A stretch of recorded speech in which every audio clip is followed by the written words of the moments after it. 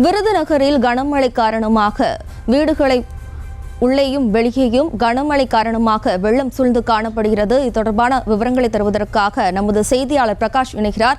வணக்கம் பிரகாஷ், விவரங்களை பதிவு பண்ணலாம்.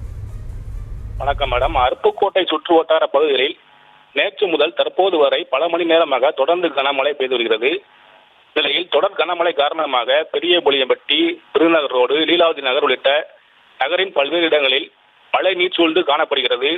முழங்கால் அளவு மழைநீர் தேங்கி காணப்படுவதால் பொதுமக்கள் கடும் மின்னலுக்கு ஆளாகி வருகின்றனர்.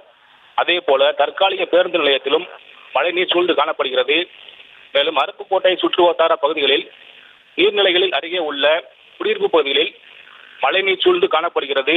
குறிப்பாக பெரிய புளியம்பட்டி, பாளையம்பட்டி, ராமசாமிபுரம், சுப்ராஜ் நகர், சுக்கில் நத்தம் உள்ளிட்ட நகரின் பல்வேறு இடங்களில் மழை நீர் வெள்ளம் போல் பெருக்கெடுத்து ஓடுகிறது.